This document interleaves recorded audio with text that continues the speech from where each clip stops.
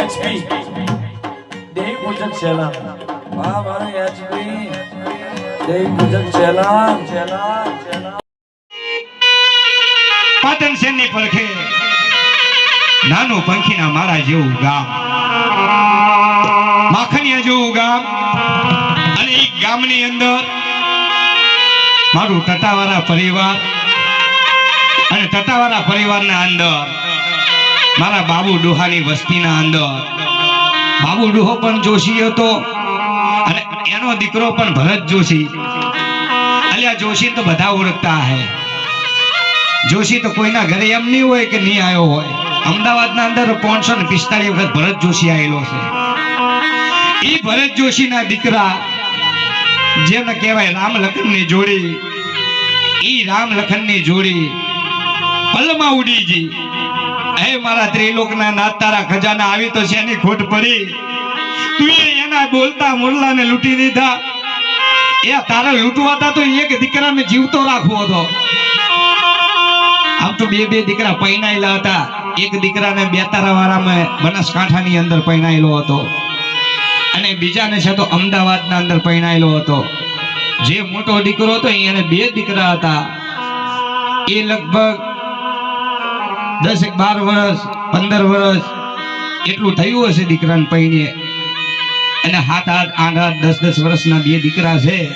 અને નાનો ભાઈ 12-6 મહિના 1.5 વર્ષની ઉંમર થઈ હતી એની પૈણી. 1.5 વર્ષ પૈણી થઈ તું પણ એને છે તો ભગવાને હોમું જોઈતું ખરું પણ એને દીકરો કે દીકરી કઈ હતું નહીં. પણ જેથી ખેતીવાડી કરતા હોય અને ખેતીવાડી કરી શાકભાજીનો વેપાર કરતા, જેને પાલક ભાજી કહેવાય, એ શાકભાજી સકરાની માલિપા ભરી અને પોતાનું ગામ મેકી પાટણ શહેરની બજારની માલિપા માર્કેટના અંદર શાકભાજીનો વેપાર કરવા જ્યાં હોય અને એ શાકભાજીનો વેપાર કરી મારા ગામના અંદરથી 5-6 સગરા જતા, બધા હંગાત જ જતા. પણ એ સમય એવો હોય, એ ટાઈમ એવો હોય, એ ચોગરીઓ એવો હોય અને મારા ત્રિલોકના એ લેખના અંદર એવું લખાણું હોય. એ બધા ભાઈબંધોએ એ મારા મેલાના દીકરાઓ રોક્યા, એટલે ચા પાણી કરીને જઈએ આપણે, પણ એ ચા પાણી કરવા રહ્યા નહીં. અને એમ કીધું કે અમારે 12 ગામ હજી જવાનું છે, સવારે નોકરી ધંધે, એટલે અમારે ઉતાવળ છે, અમને જવા દો. એટલે પેલા ભાઈબંધો બધાઓ કીધું કે સારું તમે હાલો, અમે પાછળથી આવીએ છીએ. એટલે હાલતા હાલતા પાટણની બજાર મૂકી અને સાઈ બાબા સોસાયટી, અને સાઈ બાબા જેને મંદિરના બાજુમાં ચોકડી કહેવાય, એ ચોકડીએ અકસ્માત થયો. રેતનો ભરેલો તરબો અને સકડો બેનો અકસ્માત થયો.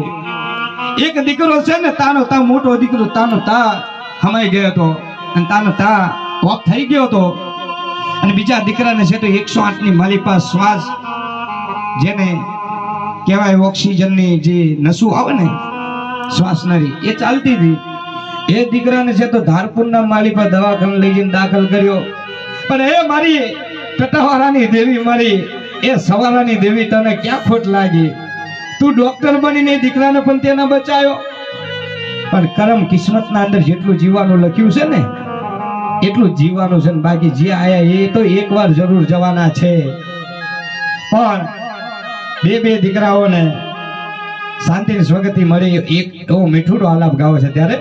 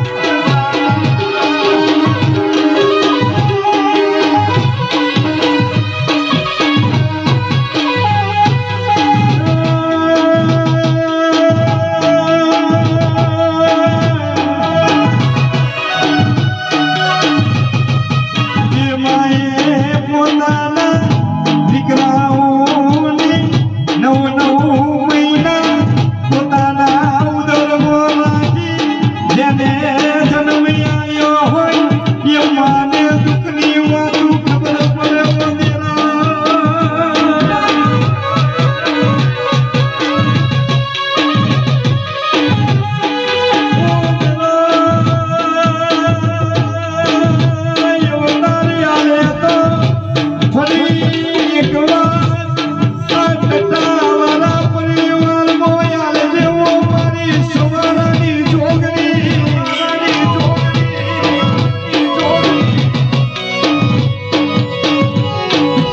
સત્તર તારીખે પેલો મહિનો 2026 નું ચોઘડિયું આવ્યું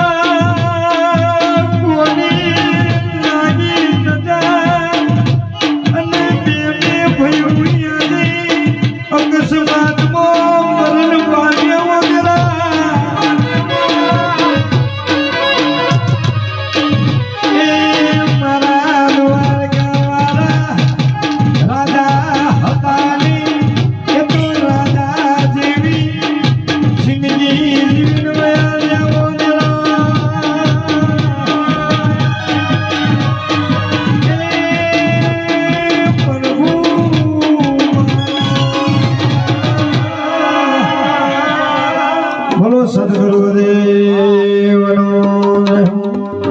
આરતીની તૈયારી કરી